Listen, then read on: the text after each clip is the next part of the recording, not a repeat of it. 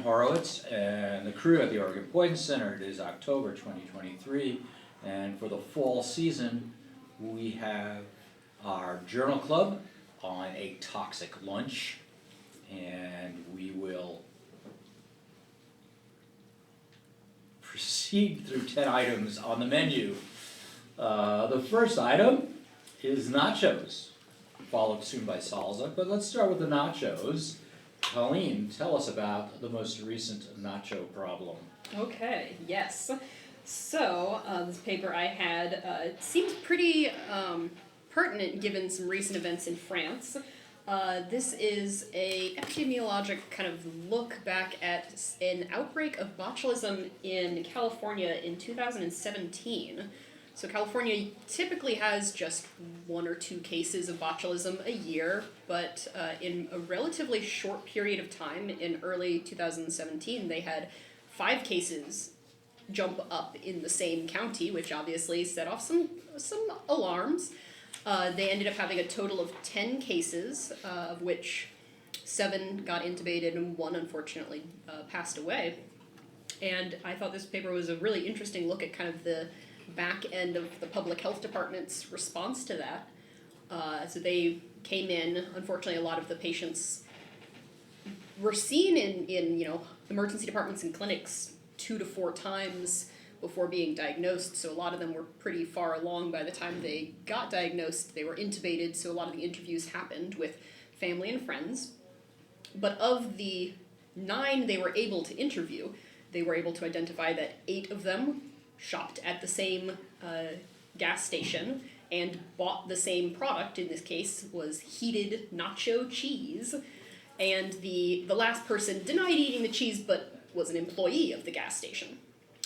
And unfortunately the 10th person was the one who passed away, so they couldn't confirm with that person, but their commute passed through the area that had the gas station.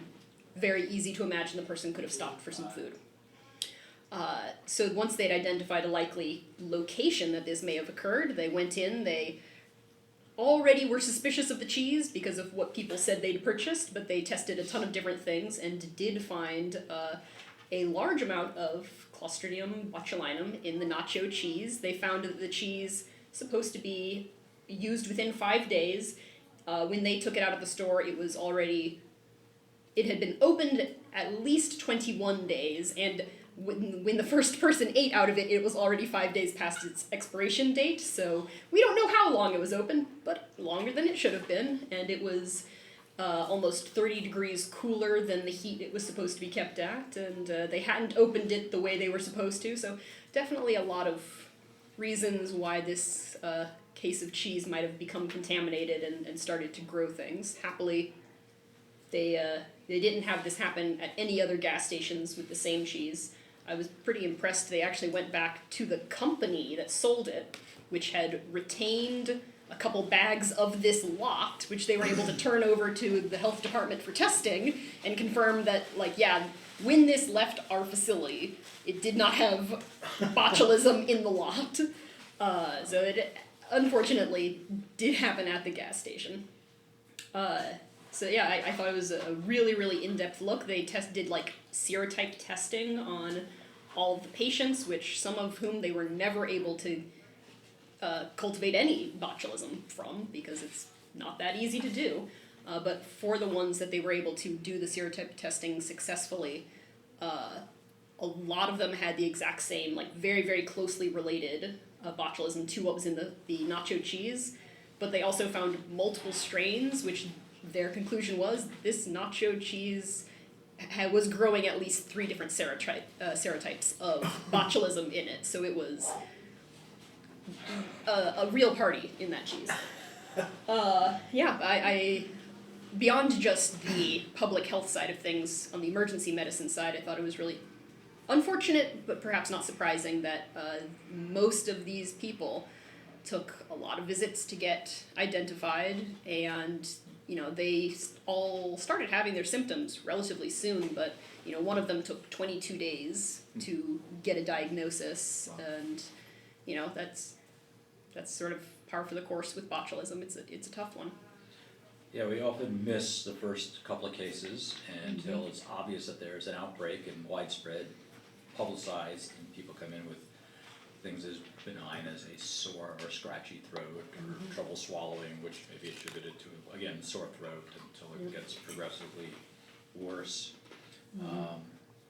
Yeah, so considering when you walk past the fast food place or the gas station, you see those little hot dogs rolling and the cheese sauce and those big pump stations. Maybe keep walking. They're supposed to be warmed up to 145, 135, degrees in California, maybe recommended by the manufacturer even higher. They found it was only 111 in the store, so you want to bring your little scanning thermometer to be absolutely sure how hot your cheese sauce is before you put them on your nachos. It's probably the safest way to go. The safest thing to do is just not get your nachos at the gas station if you want to grow botulism. Yeah, unless you're going to get botulism.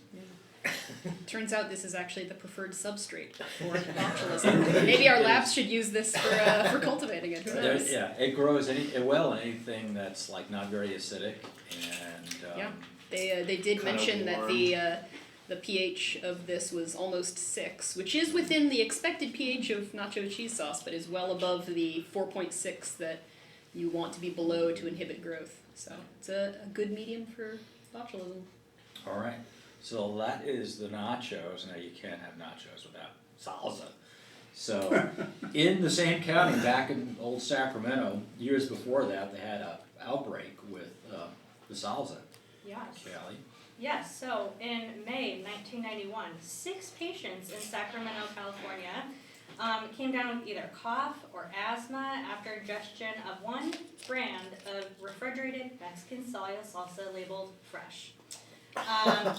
2 patients had a severe cough, some throat tightness, pretty much immediately after ingestion. 2 other patients had status asthmaticus within minutes of ingestion, requiring intubation and mechanical ventilation. And then 2 patients had mild flares of their asthma.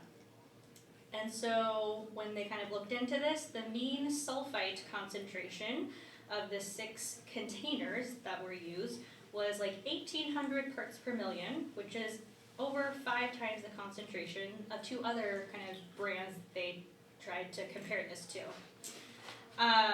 In response to this, the manufacturers removed sulfites from their product, and foods containing sulfites in 1998 were told to no longer be labeled as fresh. So in these cases, this was sulfite sensitivity. This is something that's commonly seen in patients who have underlying asthma and usually presents as bronchospasm, but you can also have urticaria, rhinoconjunctivitis, angioedema, anaphylaxis, so this can look very like allergic anaphylactic picture. The kind of epidemiology of this, about 4 to 5% of asthmatics in studies that they've done have sensitivity to sulfite, with a greater than 20% decrease in FEV1. And they're higher percentage of people sensitive if they're like steroid dependent. So there's a higher percentage of people who are sensitive to sulfites if they're steroid dependent. Overall, in this case, none of the patients had like complete full like follow up with like methylcholine challenges, so they weren't completely able to follow up their kind of health beyond this point, but it does look like they changed a little bit of their salsa labeling, and now we can eat salsa with no fear. But I think I was also reading that part of the sulfite compound was basically from the like dehydrated onions in the salsa, I believe. And so that was like the main component of what caused such a high sulfite concentration. So sulfite allergies were more common way back, about a few decades ago. The biggest offender, and I was looking for an article on this and I couldn't find it, was that pretty much almost all imported shrimp in this country had metabisulfite added to it to eliminate like the black spots that you sometimes see in shrimp as they're shipped and aged. So you want that nice, pretty pink shrimp out there instead of little, sick-looking shrimp. So it had metabisulfite added to it. People used to have shrimp allergies, but almost the vast majority of them really were to metabisulfite, and it's also in salad bars, in this case, salsas as well. So a lot of people tell you they're allergic to things. It may just be this, rather than true allergy to the substance or food that they were looking at. But yeah, now it has to be on the label. And since 1985, there's a ruling about shrimp specifically, limiting the exact parts per million to a very low level. But still, it's in there. It's not that they took it away, it's just lower levels. So some people are more sensitive at lower levels. All right, great. Moving along as we work our way through the appetizer section. Nothing like some pot stickers at a wedding. And tell us all about that. We have Kiai. So, this is, as mentioned, it's the case of toxic pot stickers, maybe, question mark. Now this was published in the case reports out of Mass General Hospital kind of presentation in the New England Journal. So rather than doing it in the way that they do, where they break it down section by section, history and physical, I'm just going to clump some of these together for the sake of time. But this is the case of a 38-year-old woman with already a pre-existing history of anemia that was being worked up, who presented with shortness of breath, jaundice, headache, dizziness, and darkened urine several hours after attending a wedding where she ate pot stickers containing salt-cured meat, a glass of wine, and those are kind of the pertinent reported consumption. But what was odd was no one else at the wedding, everyone ate the same food, had any sort of similar symptoms. Her review of symptoms was negative for abdominal pain, nausea, vomiting, diarrhea, fever. She had no history of any sort of liver disease or any illicit substance use. She wasn't using herbal supplements. And 7 years prior, she had lived in Vietnam, but otherwise for the last 7 years had not really traveled internationally. She did work in a wire manufacturing plant, and unfortunately, because she was adopted, she did not know her family history. So very relatively thorough kind of evaluation of this, because of course her presentation was so shocking. Her examination, she had jaundice and icterus, she had pale conjunctiva, she had this early systolic murmur at the right upper sternal border, and a pronounced apical impulse, which I definitely checked for. Vital signs were remarkable for a heart rate of 98 beats per minute, blood pressure of 112/64, 24 breaths per minute for her respiratory rate, and then an oxygen saturation of 85%, which of course puts all our antennae up for a particular diagnosis. But her labs, so she did have an anemia of around 8.1. Normal platelets, her white count was a little bit high, and her reticulocyte count was 1.8%, which the person providing commentary on this case did note was a little bit odd. Her bilirubin was 9.3, her LDH was 2,000, both very consistent with concerns for hemolysis, and then her AST and ALT were 120 and 41 respectively. They didn't comment on the rest of the electrolytes. They said that they were normal. Her chest X-ray was normal. Her EKG was normal. They sent off hepatitis testing, of course, being of particular concern for this jaundice, and A, B, and C hepatitis were all negative.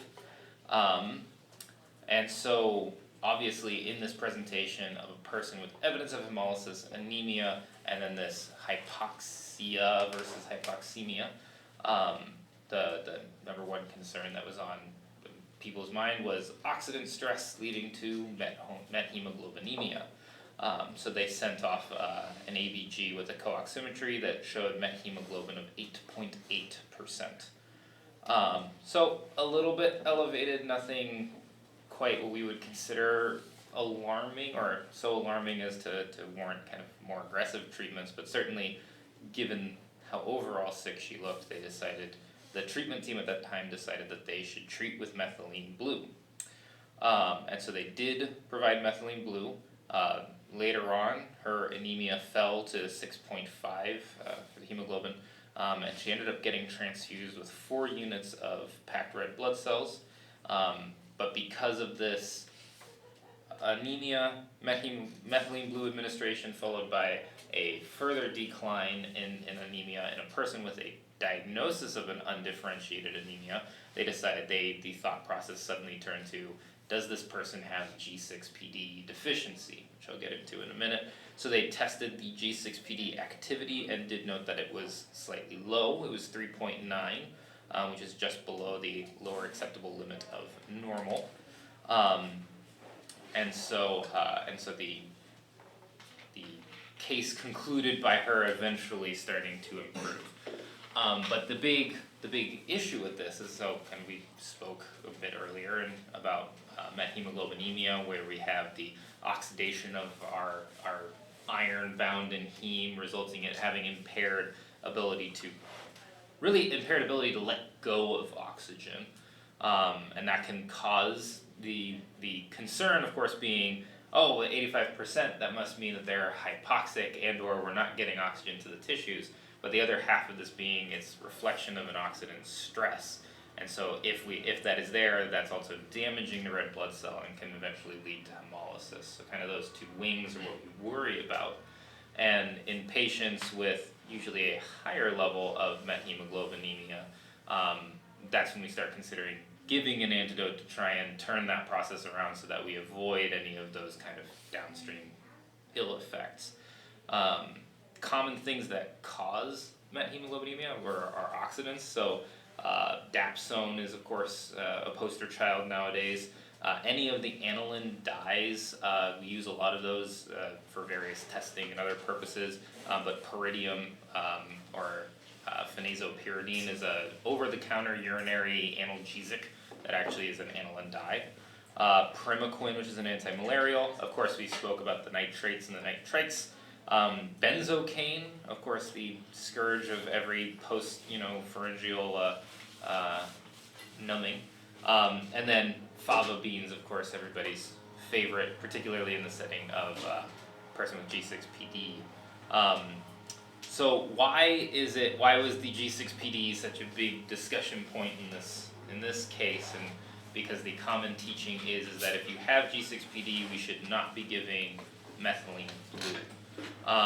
And the reason is that G6PD deficiency is you're deficient in the enzyme that is part of the actual the hexose monophosphate, which basically means that we convert glucose 6-phosphate into 6-phosphogluconolactone.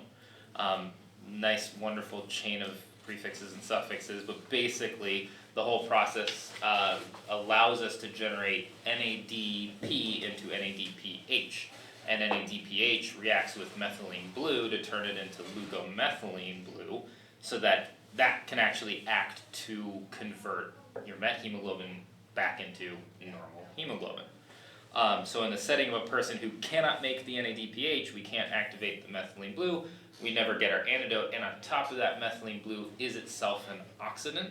And if we have that oxidant hang around, the theory is that will lead to worsening oxidant stress in a person who already can't tolerate it, leading to worsening hemolysis. And so it is generally considered a relative contraindication to give methylene blue, even in the setting of methemoglobinemia, to patients with G6PD deficiency. Now, the big caveat on this, because I was curious about this, two things. One, we say it's G6PD deficiency as if everybody who has it has no G6PD, which is not the case. There are different types of G6PD deficiencies. Some people effectively just have decreased function. And so some red blood cells might actually still have a functioning enzyme, which is actually kind of what you see in this case. They noted that it was low end of normal. That was during a hemolytic episode, meaning there's G6PD functioning, it's just in the red blood cells that are left behind. So by kind of process of extrapolation or abstraction, you can then kind of theorize that if we give to someone who has just a little bit of reduced function, you give them methylene blue, technically there should still be some degree of conversion to leukomethylene blue, and maybe then it'll work. The second half of this is a person with G6PD deficiency who's exposed to the oxidant stress that resulted in this whole methemoglobinemia, they might actually be on the road to hemolysis anyway. And a lot of the case reports that led to this conclusion that we should not be using methylene blue in these patients show that it's like we administered it, or we administered it and it didn't work, and so we did it again and again, and so now we have a mounting dose, or we administered it once and then 24 to 48 hours later hemolysis was noted. So it's really hard to fully blame the methylene blue. I'm sure there's a part that's contributing to it, but it does, at least in my mind, raise the question of can we just completely say we shouldn't be using it? As it is, it's a relative contraindication. You should definitely think twice before kind of blindly, throwing multiple doses at these patients. And then the other interesting thing is the idea of just giving leukomethylene blue. That is something we can theoretically do, although it's not necessarily clinically available. And there's at least now, as of last night, when I looked for more evidence about this, there's at least one article trying to make the argument that, hey, we should be looking into this. And actually considering putting that out there, because this is a disease process that is known to be affecting at least enough portions of the population that it's not infeasible to say that we might have to give this medication. Yeah, it's an unusual case. Like I said, everybody at the wedding was fine except this one person who was susceptible due to genetic factors. So it wasn't really food poisoning. The food was probably prepared within reasonable limits, but the person had increased susceptibility, unbeknownst to them, due to a genetic variation. And they also go on to say that the cells got hemolyzed, the cells that had the least amount of G6PD in them, whereas the cells that remained still had some G6PD, so the level that they actually got during the middle of the episode wasn't that bad, but had they got it under normal circumstances, it certainly might have been worse. All right. Moving on to the salad portion of our meal, we have some wonderful ahi tuna salad that Nadia will tell us about. Alrighty, so I will start with the case here. This is a case from September of 2021. And this was a single case report in an inland location of a 53-year-old male who arrived to the ER by EMS with a chief complaint of nausea, vomiting, and diarrhea, all of which came on abruptly 1 hour after eating an ahi tuna salad at a restaurant. This man was in just in general good health, and then the day of that this happened, he was also feeling well. He did know that the fish had a peppery taste, but he finished the salad anyways. And then 10 to 15 minutes later began to feel acutely ill. On arrival to the ER, he was also noted to have a headache and skin flushing. His vitals, when he got there, he was afebrile, his heart rate was in the 130s, his blood pressure was 88/57, and his respiratory rate was 24. He was diaphoretic, flushed, but did not have any chest pain or shortness of breath, which is important in this case. His EKG showed some ST depression in the infralateral leads with borderline elevation in AVR, and so this kind of prompted the ED team to go down more of a cardiac pathway also in this patient, this 53-year-old man, even though he had no cardiac history or risk factors. Otherwise, though, his labs were largely unremarkable. His glucose was mildly elevated. He had a mild AKI with a creatinine of 1.4, but his first troponin was negative. So epi was ordered for him even though he didn't have any respiratory complaints, no airway edema or swelling, and continued throughout his entire ER stay to not complain of either chest pain or shortness of breath. He was also given steroids, H1 and H2 blockers, and fluids. And then 15 to 20 minutes after these treatments, all of his symptoms resolved, including his flushing, his heart rate normalized, he had resolution of his pruritus, and his EKG normalized, interestingly. So the EKGs I think actually are in the reports, but the ST segments normalized, and then his repeat troponin was also negative. This man was he was admitted overnight for OBS, ultimately discharged after 24 hours in good condition. So this is a case of scombroid poisoning. However, given the kind of interesting presentation, especially with the EKG changes, they talked about some of the things that they had considered in the differential here. And so some of the things they talked about was Kunis syndrome, which I wasn't aware of. It's basically allergic angina. However, this most often occurs in patients with underlying cardiovascular risk factors, which was not this patient. And they also discussed a different kind of consideration for a toxic called ciguatera. but there was some important distinctions that led them to believe this was most likely scombroid and not this other toxin. Specifically, the time of onset with ciguatera, you'd expect an onset that is hours rather than minutes. And then additionally, very interestingly, they have this temperature reversal, which is where cold objects feel warm and vice versa, which this patient also did not have. So, talking about scombroid poisoning, this is mostly implicated in consumption of dark meat fish. The name comes after, originally they thought that this would only occur in consumption of scombroid family of fish, but that's since been disproven. And this toxin comes as a result of improper handling of the fish between when it's caught and when it gets served to humans. So ultimately this poisoning or toxin is a result of high levels of free histidine in the fish. And so what happens is that histidine decarboxylase, which is found in multiple bacteria including Proteus, E. coli, Clostridium, and Pseudomonas that live in these fish gills, end up being converted to histamine. And once it's converted to histamine, it's incredibly thermostable. So even if you cooked the fish, there'd still be high levels of histamine, which is why it's really important that when you're handling the fish, it needs to stay at a temperature of less than 40 degrees. So we can assume in this case that probably did not happen. And then additionally, the onset of this toxin, so it's a very rapid onset, says 20 to 30 minutes. And then symptoms last 4 to 8 hours. However, you'd expect remarkable improvement after being given antihistamines, which we also saw in this patient. There is some consideration though, because these symptoms, similar to the Cayley's toxin, are very concerning for a potential allergic reaction and/or anaphylaxis. And so I think that can be, a little bit higher on the differential when the patient comes in and they don't look great, they have bad blood pressure and they've just eaten something. And so a lot of times epi is given to these patients even though they don't have any respiratory complaints, airway edema, and the epi also potentially helps is what I was saying. But really the mainstay of treatment is antihistamines. And then interestingly also in this case report they kind of talked about this is something that people who live in more coastal areas tend to be more aware of, but this case was an inland case. So just talking about the importance of even in inland locations being aware that this is a possibility for patients who would kind of fit this picture of having eaten fish. That was pretty much it.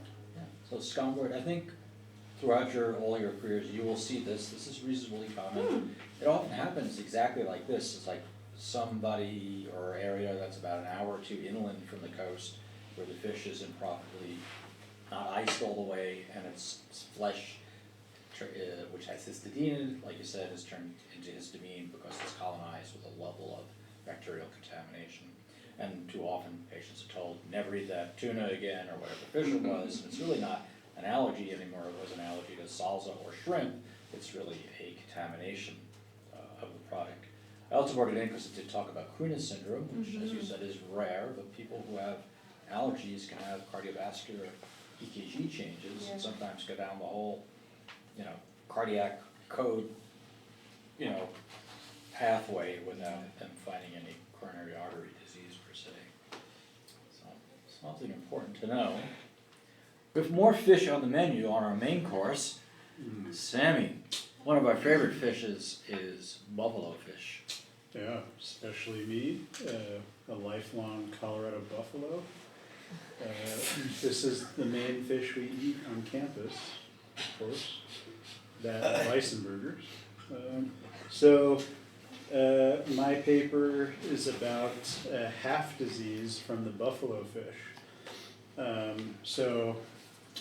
Thanks. I have a visual stimulus for the fish, for all our listeners out there.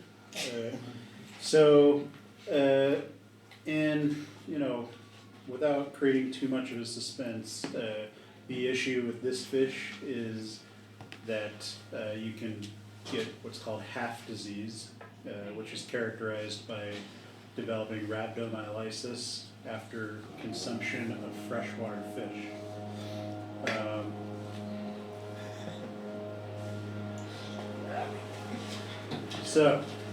This talks about a case report of a 42-year-old woman who went out to lunch in Berkeley, California, and was a health food enthusiast. So she purchased this buffalo fish from a health food store, fried it up, and then while eating it, like some of our other papers have discussed, continued to eat it despite getting symptoms, developed diffuse muscle aches, fatigue, started, especially lower extremities, lower proximal muscle groups the most, developed finger and perioral paresthesias, and then about 3 hours later said, it's enough of this, I'm going to the ER. So notably, she did not have any GI symptoms, no fever, abdominal pain, no hot or cold reversal. So all this to kind of suggest against other common seafood related toxins that we might think of. She had normal vitals. Physical exam was notable for diffuse kind of muscle group tenderness, and then weakness in basically all muscle groups, proximal more than the rest. So she had a difficult time standing. She did have normal reflexes, and as far as the other workup, CBC and BMP and INR were normal, but CK was pretty high. It was, I believe, initially 12, 15,000, and then eventually peaked at about 76,000. Other notable abnormalities were the liver enzymes, where the AST was also elevated. At the beginning was about 1,200, and then peaked at 1,481. She had about an 8-day hospital course where she was getting supportive care. Eventually got to a point where she still felt weak and fatigued, had some muscle aches, but was able to, get up, walk around. And, they followed her for several months, and it took up to about 10 months before she was actually back to her pre-fish baseline. So, a long course there.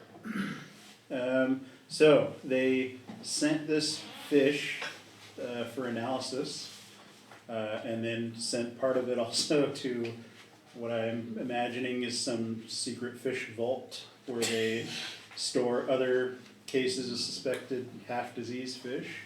And I'm not making this up. There's some place where they have a collection of these cases that are essentially keeping these samples so that one day when they get more of a breakthrough as to what this toxin is, they can kind of refer back to those samples and try to figure out, was this in fact a toxin? Because up until now, we still don't actually know what is the toxin.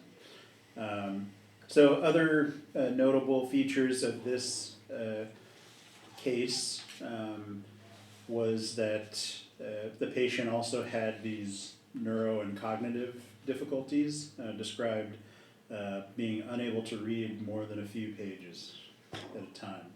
And then difficult time focusing, losing their train of thought. And again, that took several months to return to baseline. So we had known about half disease back in the 20s, discovered by the Germans. Actually not making it up. But half, or I guess like half, is German for lagoon, apparently. And it was found in this Königsberg lagoon. That was the first case in the Baltic coast there. Since then there's been a number of cases. In the U.S., there's been about 23 reported cases as of the timing of this article. 12 out of those 23 cases were buffalo fish, but other culprits have been salmon, unfortunately. Looks like crawfish, and then isolated cases of. They didn't list all the exact species, but other freshwater fish. Like I said, we have yet to identify the actual toxin, but it seems to be some sort of heat-stable toxin because all these fish are getting cooked and they're still causing this issue. there was a suspicion that it might be related to another prominent C-related toxin called palytoxin, because palytoxin can cause rhabdo, can cause these paresthesias, some similar fish issues, not fissues, but they classically would have GI symptoms, abdominal pain, more kind of diffuse symptoms. And then there has not been a palytoxin case apparently in any freshwater fish. So it's not palytoxin. In general, the treatment of this is supportive and activation of public health systems to, save a sample of this. So maybe one day we can figure out what this is.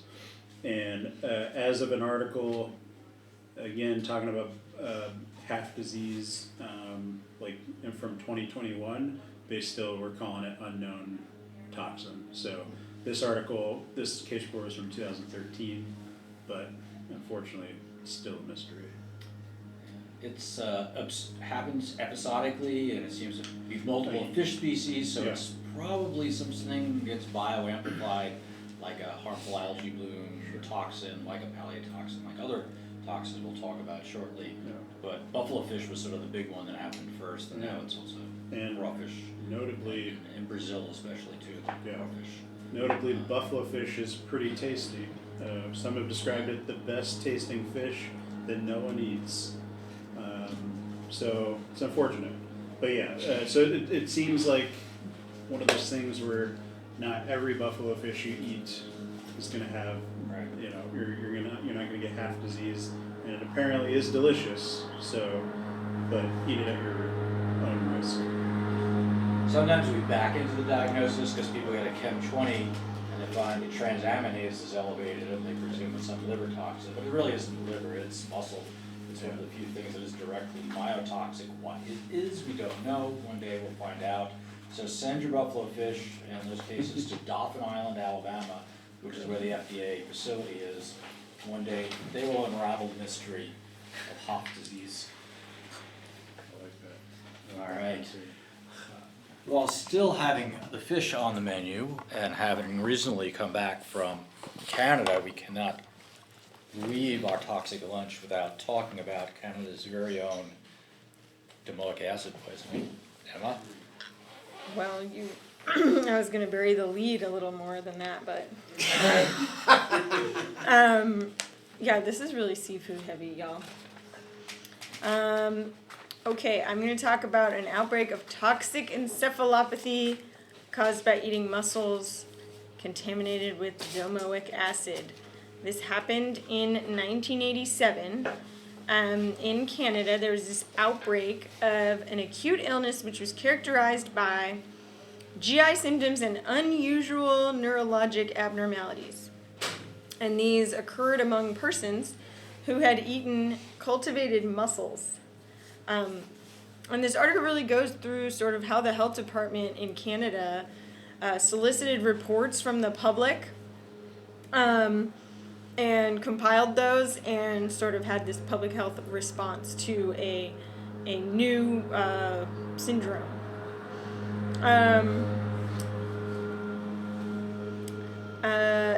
Okay, so they started getting these reports, and what was interesting is the illness was clearly different from paralytic shellfish poisoning, which they were already familiar with. It was in November of 1987, and the source of this outbreak was traced to these 3 river estuaries in Prince Edward Island in eastern Canada. So it started out with 3 people in New Brunswick and Quebec. They had rapid onset confusion, disorientation, and memory loss within 24 hours of eating these mussels that came from Prince Edward Island. They took the leftover mussels and analyzed them for paralytic shellfish toxin with this mouse bioassay, which is how they test for paralytic shellfish poisoning. However, the test mice manifested this involuntary shoulder scratching, where they take their hind legs and scratch their shoulder. which is not typical of paralytic shellfish poisoning. So they thought, okay, maybe this is a new toxin. And when they got more mussels and did the same thing, the mice had the same reaction. So that was how they thought, okay, perhaps this is something new. And they suspended all mussel distribution until they could figure it out. The case report that they offer here is a 68-year-old man. He does have some comorbidities, diabetes, hypertension. He came to the hospital, nausea, vomiting, confusion, 4 hours after eating some steamed shelled mussels. So he was confused, disorientated, nothing focal on his neuro exam. Had a little elevated white blood cell count. CT was normal. CSF was normal. Electrolytes were normal. And 8 hours after his admission, he became hemodynamically unstable.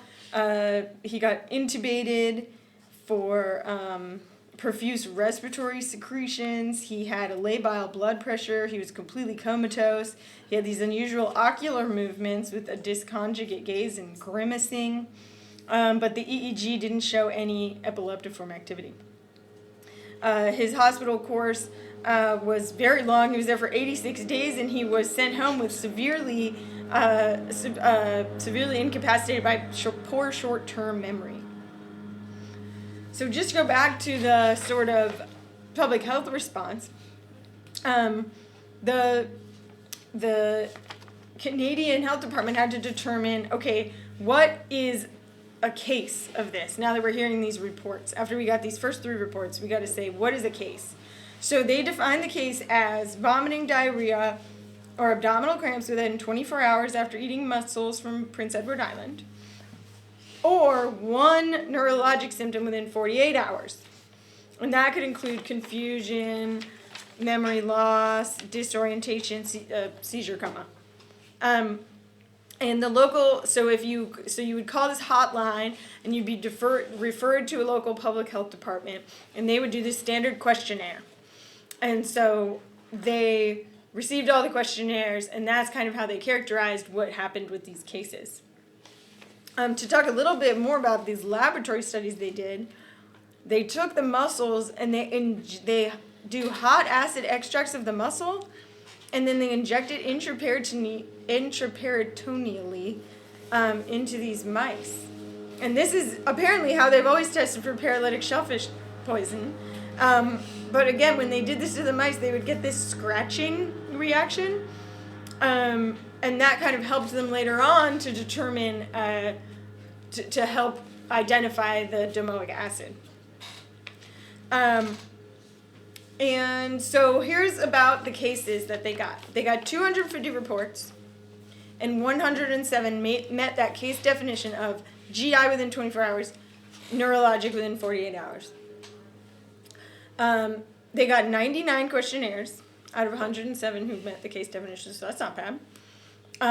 All of them but 7 had vomiting, diarrhea, abdominal cramps. The next most common symptom was headache, which was in 43% of the patients. And the next most common was loss of memory, which was reported by 25% of the patients. The younger patients were more likely to have GI symptoms, but the older patients and men were more likely to have memory loss and require hospitalization. They had a really long range of sort of incubation. So some people said they got symptoms within 15 minutes. Others said 38 hours, but the median was 5.5 hours. So pretty quick. Only 18% of these patients were hospitalized. And some of them were in the hospital for quite a long time, up to 100 days. 12 of the patients were in the intensive care unit. And all the patients in the intensive care unit had neurologic dysfunction. So very varied coma, mutism, seizures, purposeless chewing and grimacing. Hiccups were described in 5 patients. Emotional lability and uncontrolled crying or aggressiveness were in 6 patients. And then 9 patients were intubated for this like profuse secretion situation, which was described in the case report that they had. It seems like they took the case report from the guy who got literally everything. He got all of the things. So 3 patients died, and they looked at the brains, and they had neuronal necrosis and cell loss, and this was prominent in the hippocampus and amygdaloid nucleus. So they were only able to get muscles from 10 of the people, like leftover, like, can I have your leftovers? All of the mice had the scratching from the extracts of these muscles. They didn't identify any bacterial or viral pathogens, no heavy metals, no polychlorinated biphenyls, no pesticides, no organophosphates. But it wasn't until later that they figured out it was domoic acid. Sometime in December, they figured out it was domoic acid. And so then they went back and tested the muscles. You can see on the graph, let me see. On graph, the first one, figure 1, that is just a graph of the case reports. And you can see that the day after the distribution of muscles was suspended and the public warning was put out, they had like 5 more cases the next day, and then they stopped getting cases. So it does show it's pretty effective at, the public health response is pretty effective. They put out this public warning, and then like the cases just dropped off completely. 45 restaurants and 15 households were involved in this outbreak. And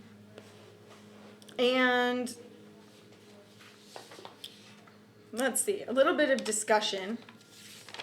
The domoic acid itself is a neuroexcitatory amino acid. And the neurologic changes that are caused by this domoic acid are mostly cognitive. They were persistent, and they did not resolve 24 months after the incident in most cases. And so they go on to say kind of how they determined or how convinced they are that domoic acid was the cause, because at the time of this 1987 article, this was the first article that had reported this, so they kind of want to prove to you, like, okay, I swear it's the domoic acid. So they say all the evidence supports this hypothesis. Domoic acid was the only toxin found. Only the fraction of muscle extracts containing domoic acid produced the characteristic hind leg scratching syndrome in the mice. And the mice would do the same thing if you injected them with pure domoic acid. But they do note that although that domoic acid was not found in the serum, plasma, or CSF of the patients, however, the interval between the ingestion and the sample, and I assume until the actual assays to check for the domoic acid may have contributed, maybe it got consumed somehow or metabolized. Domoic acid is heat stable. It's an excitatory amino acid, and it's similar to canic acid and glutamic acid. And the domoic acid and these muscle extracts and simulated canic, they would bind to these simulated canic acid receptors in the hippocampus of rats. So they're saying it has these predictable effects as to where it'll bind in the rat brain. Okay, they go on to say that the source of the domoic acid is this Nichia pungens, which is a phytoplanktonic diatom, which was present in an extensive bloom in this Cardigan River estuary in November and December of 1987. They then go on to say just some of the clinical effects. It was very statistically significant that the memory loss was associated with male sex and older age. Older age kind of makes sense, but it was, the memory loss seemed to be a lot worse in men. Sort of interesting. And they think poor renal function may have been a common predisposing factor for people getting sicker.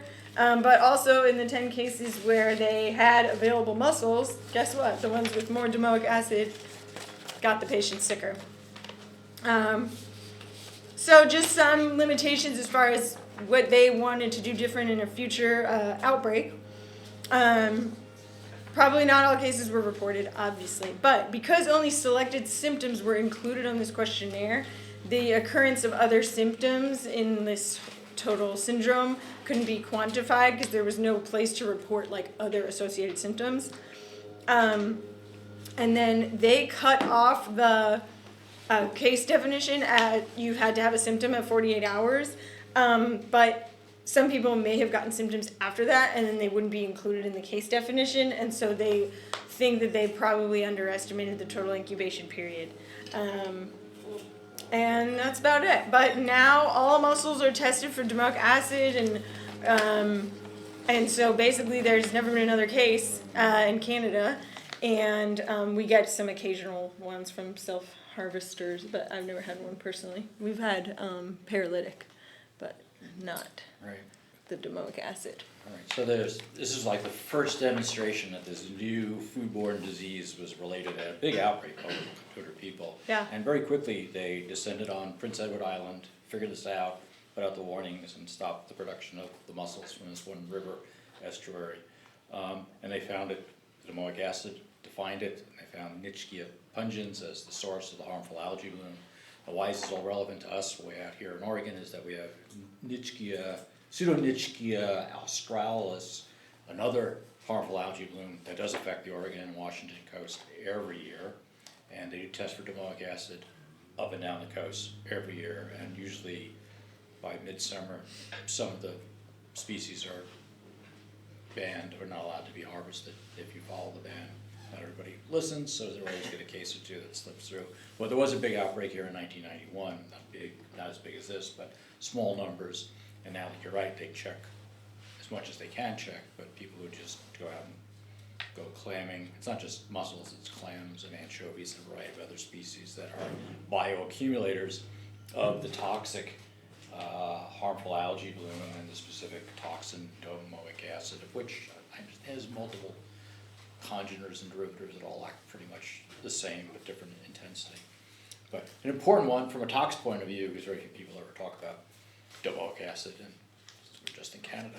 They never would have figured it out if the mice didn't do the weird scratching thing. Yeah. And it's the same bioassay we actually use for botulism and a variety of other food poisoning things. It's like you inject the mice with the serum or the food product and see what they do, and then you inject a couple of other test mice with like normal serum or normal food extracts, and those ones live, therefore, ergo, they've got the poison involved.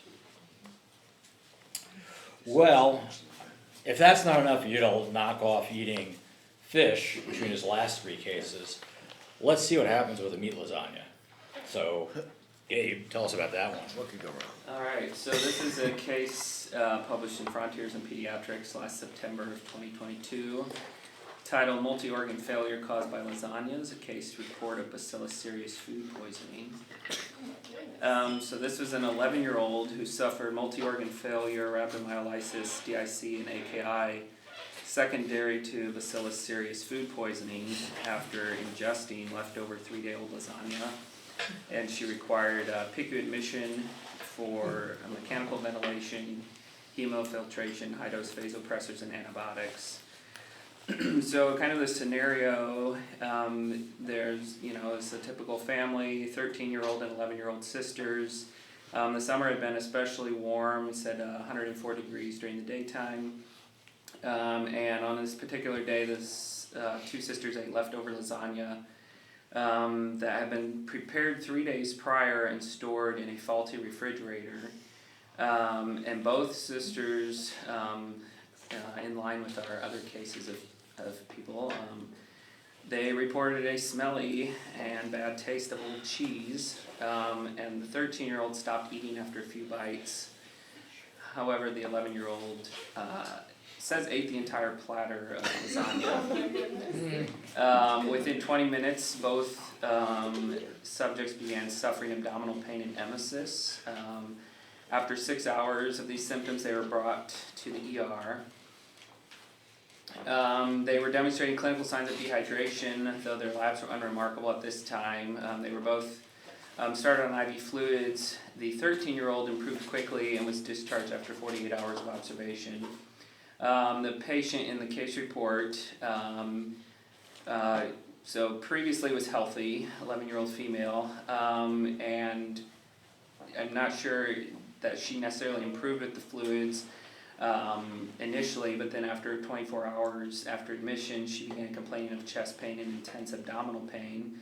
Exam at that time showed she was tachycardic, hypotensive, having some hematemesis. Her lab showed an AKI, acute liver failure, pancreatitis, rhabdomyolysis, and elevated cardiac enzymes. So she was admitted to the PICU. 6 hours after PICU admission, she suddenly became unresponsive with a GCS of 8. So she was intubated, mechanically ventilated. She became hypothermic and showed signs of hepatic encephalopathy and cerebral edema on transcranial Doppler. She was noted to have hyperammonemia at 2:30, and then she had an anuric AKI, her creatinine was 218, and she had hyperkalemia of 6.9. She was tachycardic, demonstrating signs of vasoplegic shock, despite fluid boluses and high-dose high-dose norepi. So they started on patient on angiotensin 2. And then by day 6 of PICU admission, they were able to gradually wean the norepi. As far as antibiotic coverage, she was initially started on cefotaxime and micafungin according to their local liver failure guidelines. However, she had a negative workup of acute liver failure etiologies, so they checked for hepatotropic viruses, autoimmune hepatitis, Wilson's disease, mitochondrial disorders. That was all negative. So then kind of where it gets pertinent to Bacillus cereus, on day 2 of her PICU admission, someone suspected foodborne Bacillus cereus disease, toxin-mediated disease. So IV vanc and benzylpenicillin was started. They took emesis and stool cultures which both grew Bacillus cereus. And the cerulide and non-hemolytic enterotoxins were found in the stool culture. Just the non-hemolytic enterotoxin was found in the emesis. So they changed antibiotics to imipenem, cilastatin. And then repeat stool cultures on day 5 and 11 showed numerous Bacillus cereus colonies. And then she had some rebound rhabdomyolysis. So they started a 7-day course of enteral vancomycin to decontaminate the digestive tract, and her stool culture became negative 5 days after beginning the enteral vancomycin, and her lab values continued to improve. Her multi-organ dysfunction gradually improved, and she had complete neurologic and hepatic recovery after she was on hemofiltration for 8 days. By day 19, she was downgraded from PICU and was discharged home on day 40. And she had full neurologic, renal, and hepatic recovery upon discharge home and a 24-month follow-up. So happy ending there. A brief then discussion about Bacillus cereus. So it's an aerobic gram-positive spore-forming bacteria.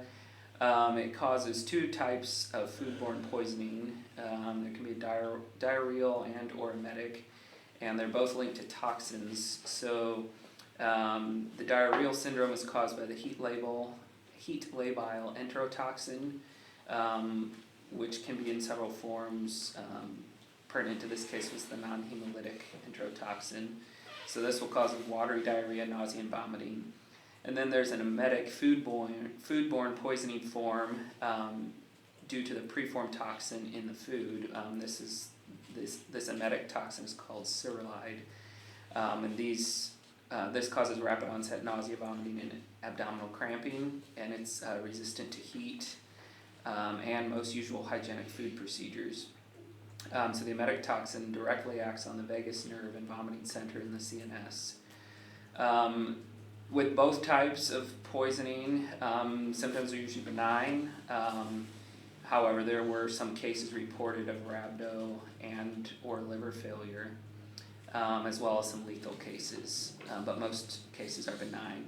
So this case was unique because this 11-year-old patient suffered the signs and symptoms of the ingestion of the preformed cereulide toxin, which is consistent with what the 13-year-old sister experienced, but the 11-year-old also had this clinical deterioration significantly later than other published cases, and so they concluded it was likely secondary to these Bacillus cereus colonies growing in her stool as they demonstrated on culture. And then also unique to this case, the treatment with the oral vancomycin did not cause any increase in toxic burden, which is something we think about when the bacterial death occurs, but they did not demonstrate any increased toxic burden with the enteral vancomycin. And then the eventual absence of Bacillus cereus coincided, with the patient's recovery, the absence on stool culture, and then she had a return of normal flora, GI flora, and then the authors mentioned they were unaware that this approach has been described before this case. So that's all I have. Yeah, so I think most of us remember Bacillus cereus, oh, it's this benign thing, you eat reheated rice, or actually pasta and pesto are more common in parts of the world as being a cause of it.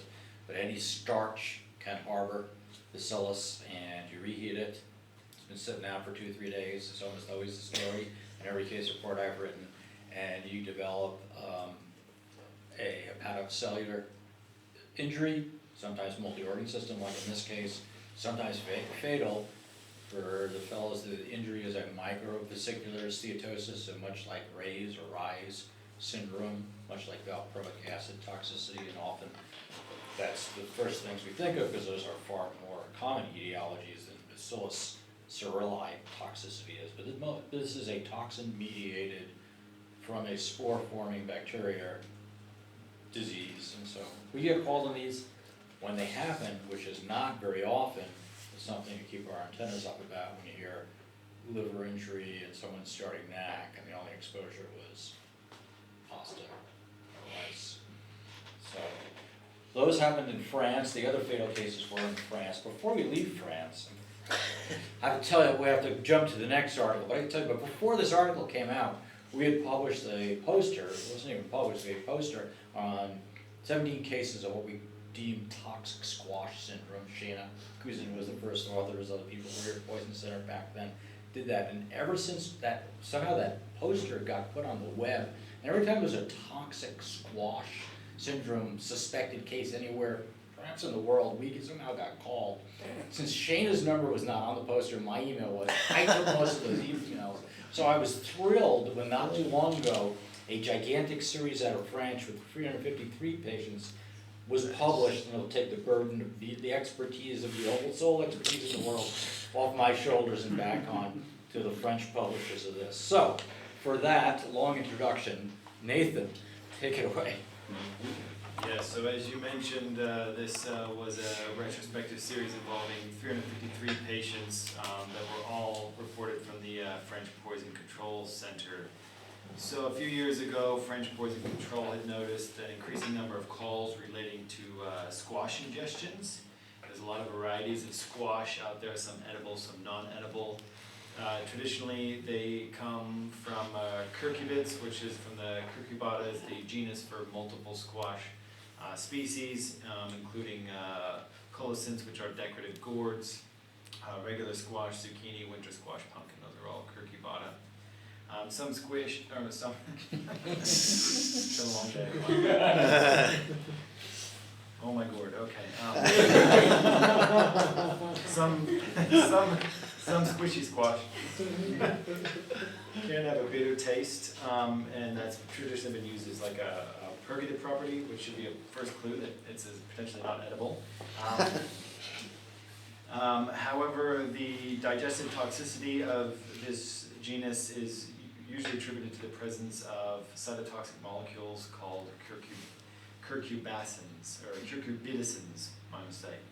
So they noticed several calls were increasing around the summer and fall months. So in 2018, they published this descriptive retrospective study that looked at exposures that occurred between January of 2012 through December of 2016. There were a total of 353 patients, and many of these were all involved from the same case. So co-ingestions among multiple people. 95.5% of these cases involved ingestion. They don't talk about the other 4.5%. I don't want to think about that. And the inclusion criteria were only cases that concerned symptomatic patients or asymptomatic patients that reported a bitter taste. The agents that were implicated, I already mentioned colicins, which are the decorative gourds. That accounted for about 49%.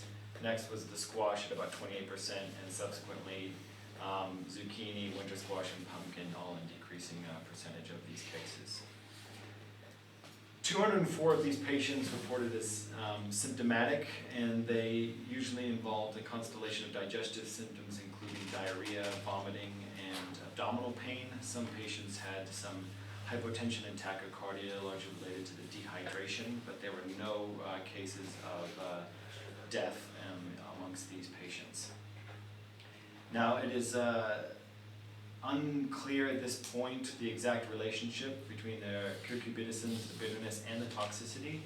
However, the recommendation is that any squash that has a bitter taste should be thrown out and not ingested.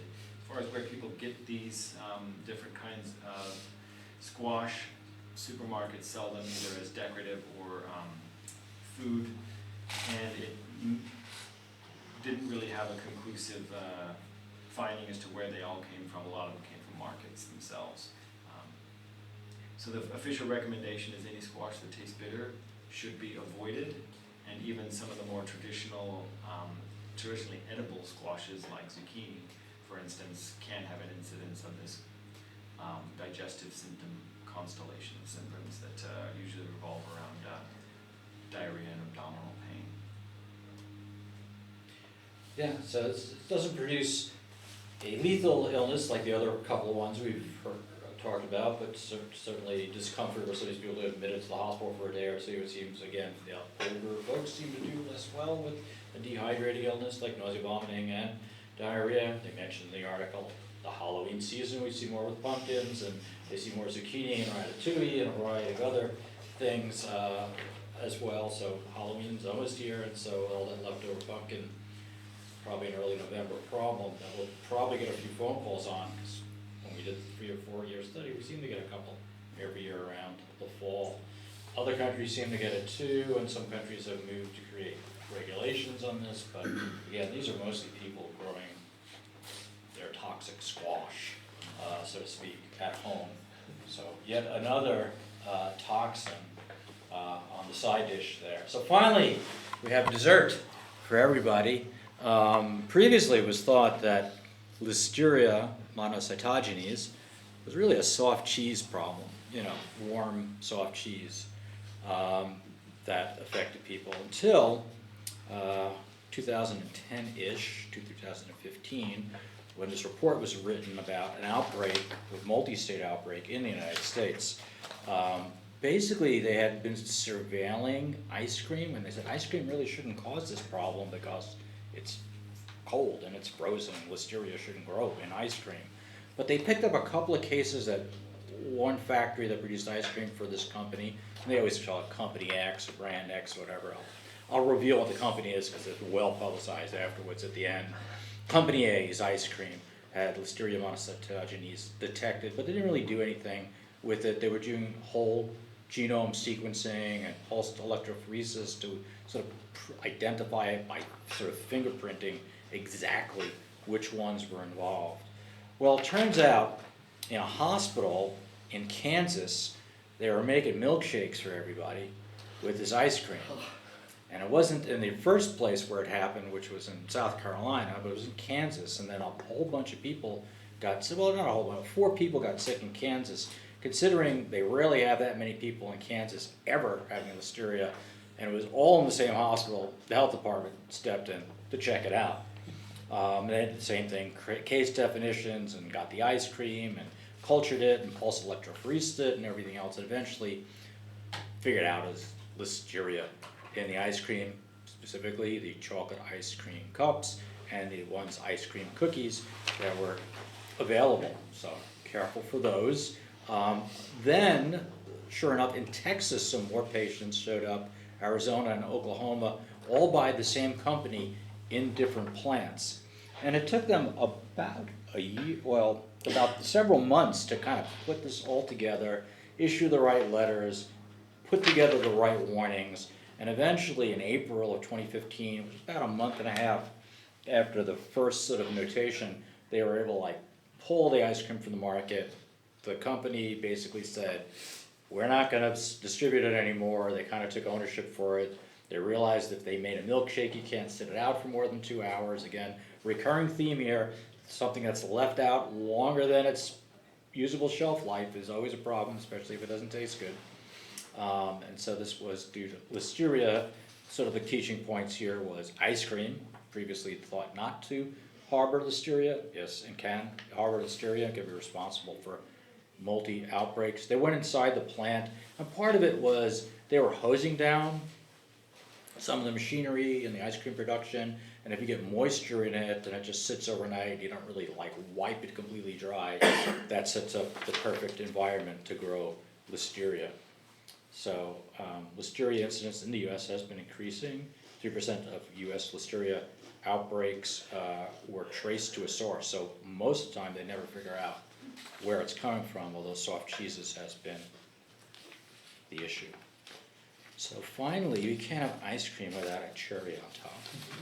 So I brought a bar of maraschino cherries with the stems so you can pull them out and eat them. So anyone who wants one, feel free to pass those around and take them. Be warned, they contain FDC number 40, which just this week, Governor Newsom in California, amongst three other products, has banned. It won't go into effect until 2027, so eat your maraschinos while you can. But a little bit back, the maraschino, about hoard your maraschinos. So you can eat them. But FDC 40 really wasn't the really bad culprit that was involved. Maraschino cherries are used in a lot of drinks, typically I mentioned here in this article, tequila sunrise and Shirley Temples, which is like, what do you do when you take your entire family to a restaurant and everyone's getting an alcoholic drink, and what do you get your 8-year-old? You get them a Shirley Temple, which is a non-alcoholic version of the drinks, get them started early kind of thing. And of course you drop a little cherry in there. The original cherries were Royal Anne and Rainier cherries, although Bing cherries. We'll footnote about that in a second. It was often what was used to make cherry Coke, which is why we have the cherry Coke on the table. And it's used in a garnish and variety of pastries and essentially the cherry on top. Well, the maraschino cherries comes from Croatia, and it's meant to be a product of Dalmatia, and it's the Marasha cherry, which is very hard to find, and it's made with a maraschino liquor from it. Now, around Prohibition times, and you couldn't buy a liquor anymore, there was in Oregon niche hook to this story. A professor, Ernest Wigan, in the Department of Horticulture at Oregon State University, developed a modern method to make a alcohol-free maraschino cherry. And he perfected this using brine rather than alcohol and a variety of other things, including sulfites in some of the early formulas, which we had talked about, to preserve it. And some of his students later claimed that Prohibition had nothing to do with it. He was just looking for a process where he could make cherries large scale. Here in Oregon, where many cherries grow, including the Bing cherry, which grew here in the Portland metro area, named after a horticulturist named An Bing, who was the one who hybridized it. So Wigan, a professor at Oregon State University in the 1920s, perfected this cherry, and there was a bit of a to-do about it, like whether you can call it a true maraschino cherry or an artificial maraschino cherry, because it wasn't made with the original process. But eventually the dye involved was FDC, the Food, Drug and Cosmetic Act number 4, although other ones were used, and it was removed from the approved list of dyes that could be put in foods in 1960. The ban for Red 4 was lifted in 1965 after complaining by, guess what, the food industry. They tried to fool everybody and said, no, nobody eats these cherries, they're just for decoration. Therefore, there's absolutely no reason to ban this coloration from a decorative item. That, they lifted the food ban, but eventually they figured out that that was a bunch of, thing, and they eventually, the food ban on red dye number 4 was reinstated about a year later.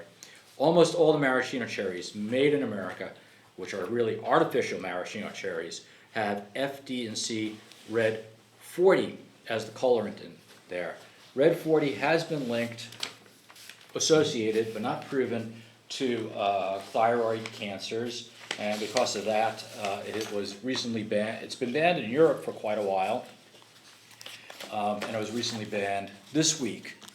After I put this whole journal club together, although the article was they were talking about this for many years, about banning FD&C red number 40 is completely banned, to go into effect in 2027. So again, you have several years to chow down, eat your maraschino cherries, the artificial maraschino cherries that are available. Certainly